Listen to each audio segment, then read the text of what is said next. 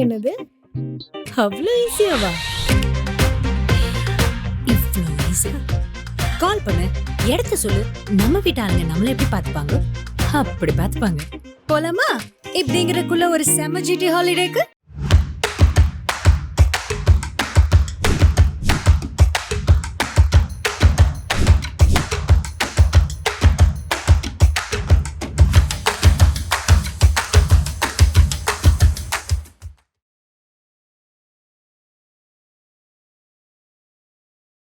டேலோமீட்டர் வழங்கும் சாய் வித் சித்ரா. இன்றைய சாய் வித் சித்ரா நிகழ்ச்சியில் இடம்பெறுகின்ற விருந்தினர் நடிகையும் தயாரிப்பாளரும் இயக்குனருமான ஜெயதேவி. ஒரு நடன கலைஞராக தமிழ் சினிமாவில் அடியெடுத்து வைத்து 40க்கும் மேற்பட்ட திரைப்படங்களில் நடிக்கின்ற வாய்ப்பினை பெற்றவர் ஜெயதேவி.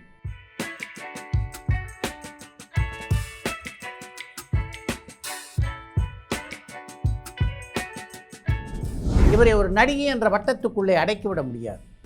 நடிகை, இயக்குனர், தயாரிப்பாளர் என்று தமிழ் சினிமாவின் பல தளங்களிலே தடம் பெயர்த்துள்ள இவர் அந்த அனுபவங்கள் எல்லாவற்றையும் இந்த நேர்காணலிலே பகிர்ந்து கொண்டிருக்கிறார்.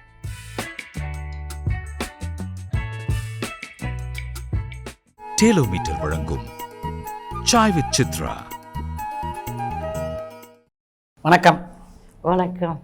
சினிமாவை பொறுத்த வரைக்கும் சினிமாவில் ஆசைப்பட்டு சில பேர் சினிமாவுக்கு வந்திருக்காங்க, சில பேரை சினிமா கூப்பிட்டுக்கிட்டு இருக்கு. ஜெயதேவி எப்படி? சினிமா சிறு வயதிலிருந்து, விவரம் அறிந்த நாளிலிருந்து நான் பார்த்த 2 விதமான படங்கள். ஒன்று எம்ஜிஆர் படங்கள். ஒரு படத்தை 30 வாட்டி பார்ப்பேன். அதுக்கப்புறம் எங்கள் ஊரில் சொந்த ஊர் காரைக்குடி, அங்கே இங்கிலீஷ் படங்கள் வரும். அந்த படங்களை தொடர்ந்து 2-3 வாட்டி பார்ப்பேன். என்னமோ எனக்கு பிடிக்கும். மற்றது எல்லா படங்களும் ஒரு வாட்டி பார்ப்பேன். ஆனால் எம்ஜிஆர் படங்களில் பார்க்கும்போது என்னை சுற்றி இருக்கிற வீடாகட்டும், சமூகமாகட்டும், உறவுகளாகட்டும், இவங்க சொல்லித்தராத விஷயத்தில் ஒரு உண்மை இருக்கிற மாதிரி அந்த சிறு வயது 7 வயது 8 வயது 9 வயது அந்த மாதிரி வயதுலேயே எனக்கு அந்த படங்களை அதில் ஈர்ப்பு அதிகம். அந்த படங்கள் எம்ஜிஆருடைய தூண்டுதல் படங்கள் தான் எனக்கு சினிமா மேலே எக்ஸ்ட்ரீம் காதல். அது அதனால் நானாக வெறும் ஆசைப்பட்டு வரல, இல்லை வாய்ப்பு கிடைச்சதேன்னு சொல்லி அதை ஆசைப்படுத்திக்கவும் இல்லை. அது ஒரு காதல்ல எம்ஜிஆர் படங்களை பார்த்து உண்மையா சொல்லணும்னா நடைமுறை வாழ்க்கை தத்துவம் எனக்கு அதுல பிடிச்சிருந்தது. அந்த காரணம். அப்போதைக்கு அதுக்கு மேல பேரறிவெல்லாம் சொல்ல முடியாது. இன்னைக்கு கேட்டா ஏன் நமக்கு அந்த ஈர்ப்பு வந்ததுன்னு சொல்ல தெரியும். அப்போ எனக்கு அந்த இல்லை, பிடிச்சிருந்தது, நிறைய படம் பார்ப்பேன். அதுதான் காரணம். அப்போ ஜெயதேவனுடைய குடும்ப சூழ்நிலை எப்படி இருந்தது? குடும்ப சூழ்நிலை அப்பா ஒரு கடை வச்சுருக்காங்க, அம்மா ஹவுஸ் ஒய்ஃபாக, ஒரு நார்மல் குடும்பம். பிள்ளைங்க, அண்ணன் 2 பேர், தங்கச்சி, இவங்கெல்லாம் எல்லாம் எளிமை, ஒரு வறுமை கோட்டின் கீழே அப்படி தான் இருக்கும். அதுக்கு தகுந்த மாதிரி வாழ்க்கைகளை அனுப்பிச்சு. ஆனால் அப்பாவுடைய நல் ஒழுக்கம், நேர்மை, ஒருத்தர்கிட்ட ஒரு காசு கடன் வாங்கிடக்கூடாது, கூழானாலும் குளித்து குடி, கந்தையானாலும் கசக்கி கட்டு அப்படின்னு சொல்கிற வழிமுறையில் அப்பாவால் வளர்க்கப்பட்ட ஒரு குடும்ப இயக்கம். அதில் வறுமைகள் இருந்தால் கூட எங்களுக்கு துக்கம் இல்லை, சந்தோஷமாக தான் நாங்கள் இருந்த குடும்ப சூழ்நிலை. ஏன்னா ஒருத்தி மட்டும்தான் வீட்டில் 6க்கு வேணாலும் வாலண்டியாக போய் எல்லாருக்கும் நான் துணி துவைச்சி தட்டா, வீட்டில் நான் தான் பாத்திரம் கழுவுவேன், நான் தான் வீட்டெல்லாம் க்ளீன் பண்ணுவேன்னு விழுந்து விழுந்து விழுந்து விழுந்து வேலை செய்வேன். அதுக்கு காரணம் என்னென்னா, அன்னைக்கு எம்ஜிஆர் படம் ரிலீஸ் ஆகிருக்கும். அது பார்க்கறதுக்கு 35 காசு வேணும். அதுக்காக அப்படி வேலை செய்வேன். ஸோ இதுதான் என்னுடைய குடும்ப சூழ்நிலை. சினிமா மேலே தீராத காதல். அதுக்கப்புறம் எப்படி சினிமாவுக்குள்ளே அடி எடுத்து வச்சிங்க? குடும்பம் ஒரு வறுமை சூழ்நிலையில் அப்பா வேலை இழந்து வறுமை கடனாகப்பட்டு குடும்பம் நடத்த முடியாத ஒரு காலகட்டத்தில் குடும்பத்தை நம்ம காப்பாற்றணுங்கிற ஒரு எண்ணம் சென்னையில் எங்கள் சொந்தக்காரவங்க வீட்டில் எனக்கு நாட்டியம் கற்றுக்கணுன்னு ஆசைப்பட்டேன். உடனே என்னை அம்மா அனுப்பி வச்சாங்க. அப்படியே கொஞ்சம் சினிமாவில் வந்துடலாம் அப்படின்னு சினிமா கனவுகள், எம்ஜிஆர் பட கனவுகள் திரைப்படத்தில் வரணுங்கிற ஒரு எண்ணத்தில் சென்னைக்கு வந்து சொந்தக்காரவங்க வீட்டில் தங்கி அவங்க ஒரு நாட்டிய ஆசிரியர் இந்திரா ராஜன்னு அவங்கக்கிட்ட என்னை சேர்த்து விட்டாங்க. சரி. அவங்க பிற்காலத்தில் பெரிய டான்ஸராக மாஸ்டராக இருந்தாங்க. அவங்கக்கிட்ட நான் வந்து 13 வயதுலேருந்து இந்த நிகழ்ச்சி நடக்கும்போது 13 வயது நான் சென்னைக்கு வரும்போது, இந்த 13வது வயதிலிருந்து ஆரம்பித்தேன். ஸ்டெப்பு தையா தையின்னு ஆரம்பித்து அதுக்கப்புறம் கை சேர்த்து காலை சேர்த்து அப்புறம் ஜதி அப்படின்லாம் சேர்த்து ஒரு ஸ்டேஜுக்கு நாட்டியம் கற்றுக்கிட்டு இருந்த ஒரு கட்டம். எனக்கு சினிமாவுக்குள்ளே போகிறதுக்கு தெரியாது. நான் இருந்த ஏரியா சொல்கிறது ஆழ்வார்பேட்டை, எங்கள் சொந்தக்காரவங்க இருந்த இடம். அந்த பக்கம் ஏதாவது ஃபோட்டோ ஸ்டுடியோ சத்யா ஸ்டுடியோன்னு இருந்தால் இதுதான் எம்ஜிஆர் ஸ்டுடியோ அப்படின்னு நினைக்கிற பக்குவம். அப்படி நாட்டியம் கற்றுக்கிட்டு இருக்கிற காலகட்டத்தில் ஒரு வருடம் ஆச்சு. அப்போ எனக்கு வந்து அந்த வீட்டில் இருக்கிறவங்களுக்கு நம்ம ஏதாவது பணம் கொடுக்கணும். அப்புறம் அம்மாவுக்கு வீட்டில் அக்கா இருக்காங்க, தங்கச்சி இருக்காங்க, 2 அண்ணன் இருக்காருங்க. அம்மா ஒரு ஆள் தான் சுமை தாங்கியாக இருக்காங்க. நம்மளால் முடிஞ்சது ஏதாவது பணம் கொடுக்கலான்ட்டு அவங்கக்கிட்டே சொல்லி எனக்கு ஏதாவது நாடகத்தில் நடிச்சுக்கிட்டே டீச்சருக்கும் நான் பணம் கொடுக்கணும் அப்படின்னு இந்த பணம் தேவை வந்து ஆரம்பிச்சோன்னே இந்த அமைச்சர்ஸ் நாடகங்கள் எல்லாம் கொஞ்சம் கொஞ்சம் சேர்த்துட்டாங்க. அதில் எனக்கு பக்குவம் தெரியல. ஆனால் கொடுக்குற ஸ்கிரிப்டை நடிக்க சொன்னால் நடிப்போம். பெரம்பூர் நாடகம், அந்த நாடகம், இந்த நாடகம்னு நடிப்போம். ஆனால் பெருசாக சம்பளம் கிடைக்காது. இப்போ அந்த தனிப்பட்ட முறையில் நடிக்க போனால் 100 ரூபா 150 ரூபா சம்பளம் கொடுப்பாங்க. அப்போ அந்த மாதிரி அமைச்சர்ஸ் நாடகம்னா இந்த ஆஃபீஸர்ஸ் எல்லாம் லீவ் டயத்தில் போடுவாங்க. அந்த மாதிரி நாடகத்துக்கு 100 ரூபா 150 ரூபா சம்பளம் கொடுப்பாங்க. நாடகத்தில் கதாநாயகியா? கதாநாயகி. அப்போ 15 வயசு. அந்த 15 வயசுக்கு நான் 20 வயசு பொண்ணு மாதிரி ஹீல்ஸ் போட்டுட்டு செப்பல் ட்ரெஸ் எல்லாம் பண்ணிவிட்டு அப்படி வந்து நிற்கணும். அப்புறம் பார்க்க எல்லாரையும் பார்த்தோன்னே பார்த்து கற்றுக்குறேன். அந்த நடிகை 35 வயசு, அவங்க 20 வயசு மாதிரி ட்ரெஸ் பண்ணும்போது எப்படி பொட்டு வச்சுக்கிறாங்க, எப்படி ஐலாஷ் போடுறாங்க, இதெல்லாம் பார்த்து ஆஹா இப்படி பண்ணணும் போல இருக்குன்னு இதெல்லாம் வாங்கணும், நம்ம இதெல்லாம் வச்சுக்கணும் அப்படின்னு ரொம்ப ஆசையாக அதெல்லாம் வாங்கிக்கிட்டேன். அந்த நாடகத்தில் 4 நாடகம் நடந்தாலும் 600 ரூபா சம்பளம். அப்போதைக்கு அந்த 600 ரூபாங்கிறது இன்னைக்கு 60,000 ரூபா மாதிரி. No doubt.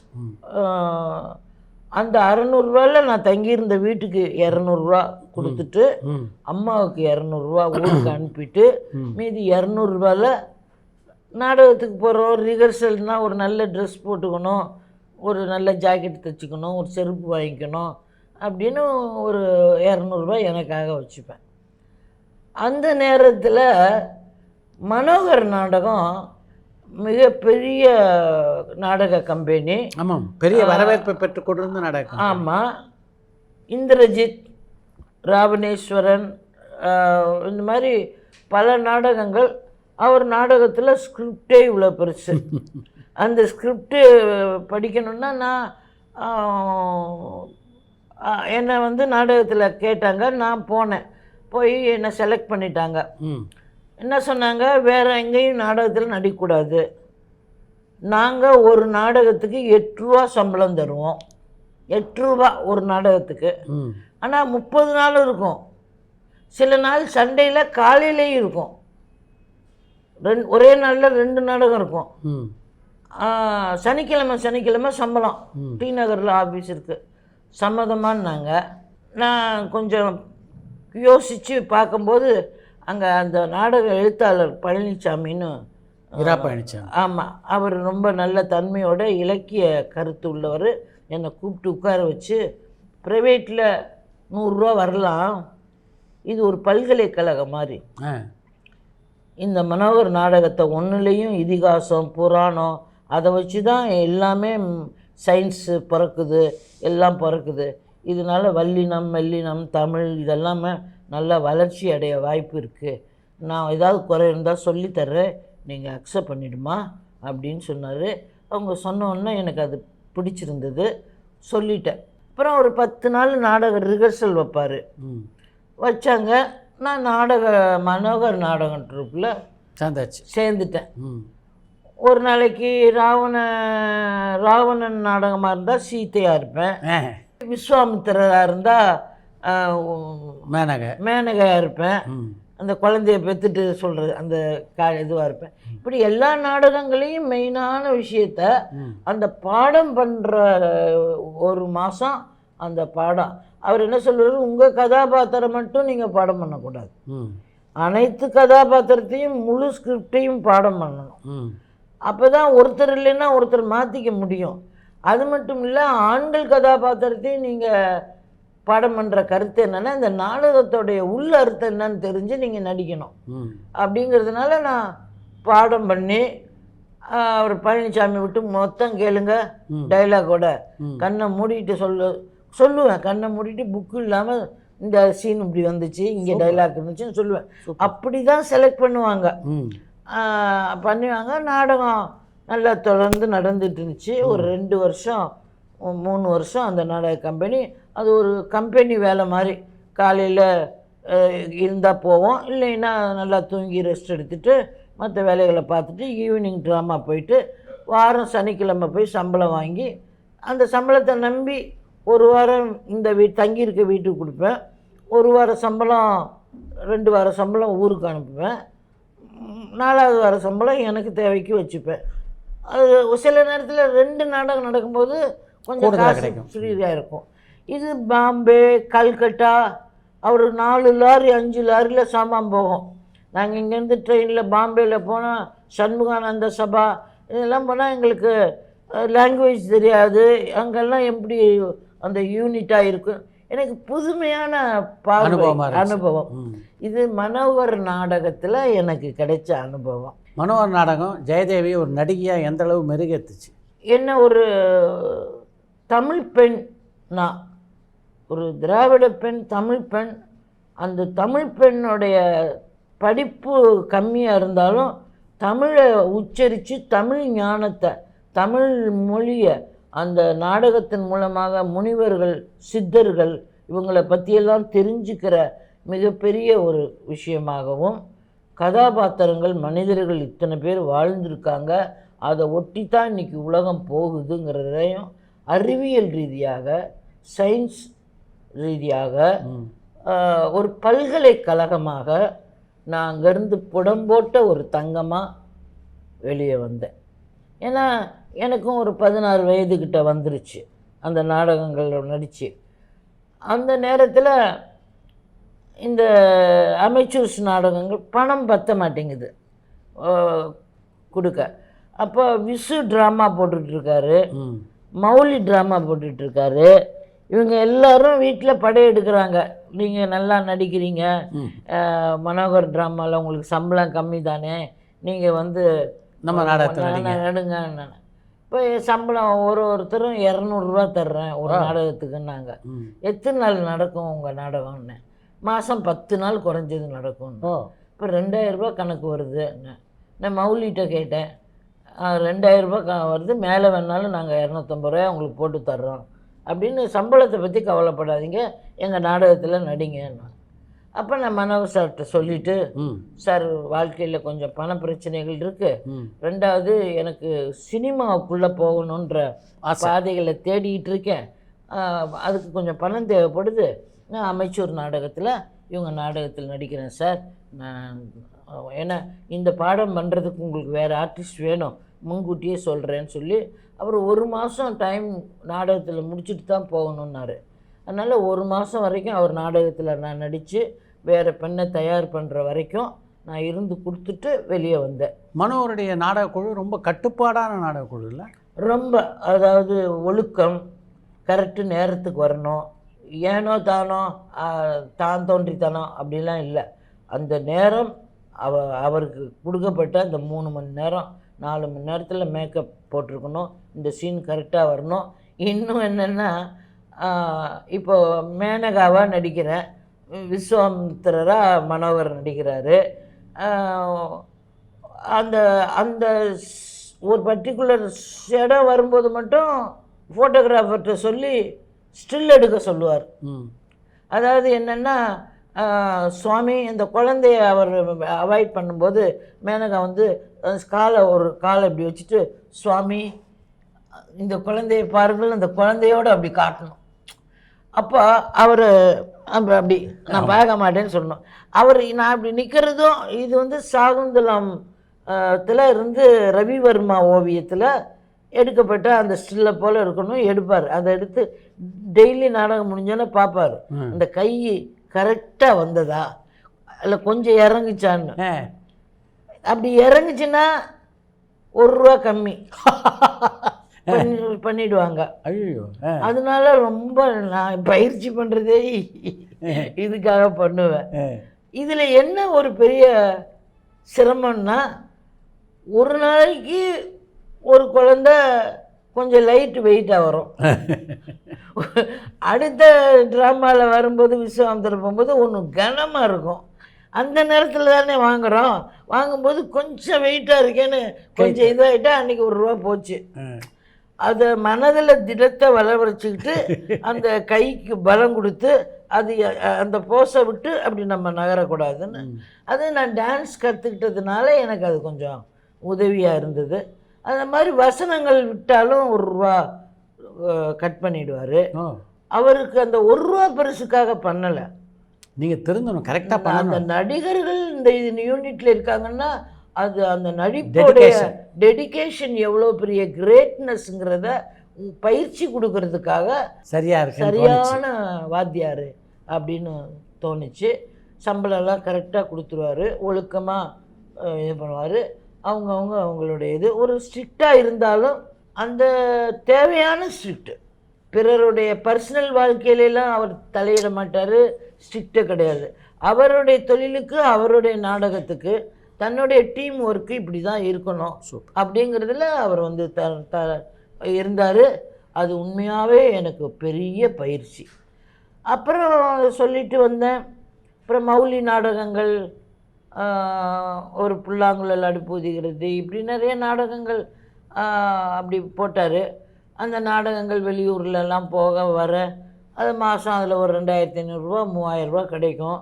இடைப்பட்ட நேரத்தில் விசு ட்ராமாவிலையும் நடக்கும். 2 பேர் டேட்டாக இருந்துச்சுன்னா ஒன்றா இருந்தால் நான் மௌலி நாடகத்துக்கு இம்பார்ட்டன்ஸ் கொடுத்துருவேன். ஏன்னா கேரக்டரை சொல்கிற விதம், நம்ம உணர்வை ரொம்ப அழுத்தமாக சிரிச்சுக்கிட்டே தட்டுறது, கண்ணில் தண்ணி வர வைக்கிறது. பெத்த பிள்ளை மிஷினுக்கு போயிட்டு வந்து அரிசி அரைச்சி தரமாட்டேங்கிறான். பக்கத்து வீட்டுக்கார பையன் மிளகாயிலேருந்து மல்லியிலேருந்து அரிசியிலேருந்து தலையில் தூக்கிட்டு வந்து வச்சு கொண்டாந்து அரைச்சி கொடுக்குறான். அப்போ அந்த தாயோட மனசு என்ன சொல்லுது அப்படிங்கிறதெல்லாம் ரொம்ப அழகாக சொல்லுவார். விசு ட்ராமாவில் வந்து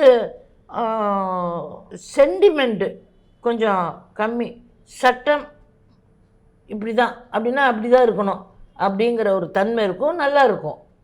இவருக்கு சட்டம் நாம தான் இயக்கிட்டது, கொஞ்சம் சட்டத்தை மீறி மனிதாபிமான முறையில் பார்க்கும்போது அந்த டிஃப்ரென்ஸு அது எனக்கு பிடிக்கும். இந்த காலகட்டத்தில் டான்ஸ் மாஸ்டர் சலீம், நாட்டிய நீங்கள் நல்லா பண்ணுவீங்களாமே, எங்கள் படம் ஒன்று உதயம் ப்ரொடக்ஷன் படம் ஒன்று இதே வீணைன்னு, அதில் வந்து ஒரு பரதநாட்டியம் ஸ்டெப் இருக்குது, நீங்கள் பண்ணணுன்னா.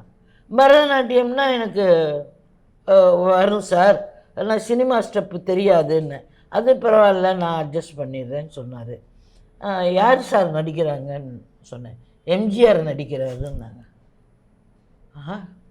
அப்படின்னு எம்ஜிஆர் பார்த்த படங்களுடைய காட்சிகள்லாம் வந்து ஓடுது.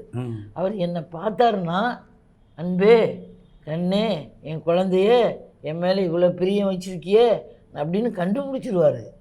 அப்படின்னு அவர் அந்த நம்பிக்கையில் உடனே நான் வர்றேன்ட்டேன். அதனால் காஷ்மீருக்கு இருக்கிற காசெல்லாம் சேர்த்து வச்சுருந்ததெல்லாம் எடுத்து ட்ரெஸ்ஸு வாங்குகிறேன், ஒரு சூட்கேஸை வாங்கிக்கிறேன், அதில் எல்லாம் எடுத்து வச்சுட்டு நாகரிகமாக அப்படி போகணும் அப்படின்ட்டு போகிறேன். சென்னை டு டெல்லி, அங்கே என் கூட ஒரு 20 டான்சர்ஸ் வர்றாங்க. அவங்க எல்லாருமே என்கிட்டயே ஒட்ட மாட்டேங்கிறாங்க. நான் போகிறேன், அக்கா அக்கா அக்கா நான் வீட்டிலேருந்து தயிர் சாதமும் புளி சாதமும் கொண்டாந்துருக்கேன், காரணம் நீயே வச்சுக்கம்மாங்கிற மாதிரி அந்த பாவத்தில் காட்டிக்கிறாங்க. சரி, இன்னொருத்தர்கிட்ட போய் பேசினா அவங்க வந்து என்ன நினைக்கிறாங்கன்னா, இந்த காட்டு மிருகத்துக்கும் நாட்டு மிருகத்துக்கும் ஒரு ஒட்டாதுங்கிறாங்க. நான் ஒரு காட்டு மிருகம் மாதிரி. இந்த சினிமா டெக்னாலஜி அது இது குரூப் டான்ஸர் இப்படி இருப்பாங்கலாம் தெரியாது. நான் ஒரு யதார்த்த ஒரு காற்றை போல ஒரு கிராமத்துலேருந்து வந்த பொண்ணாக இருக்கேன். அந்த மாதிரி நான் போய் அவங்கள்ட்ட பேசும்போது என்கிட்ட அவங்க பேச யாருமே மறுக்கிறாங்க. எம்ஜிஆரை முதலாக பார்க்கக்கூடிய வாய்ப்பு எப்போ ஜெயதேவிக்கு கிடைச்சது? ஜானகி அம்மாவை கூட்டிகிட்டு வந்து பார்ப்பாரு. சில ப்ரோக்ராம் அம்மா ஜெயலலிதா அம்மா மட்டும் தனியாக வந்து பார்ப்பாங்க. பக்கத்திலேயே உட்கார்ந்துருந்தோம், எம்ஜிஆர் உங்கள் பக்கம் திரும்பி கூட பார்க்கல. அப்போ உங்களுடைய மனநிலை எப்படி இருந்தது?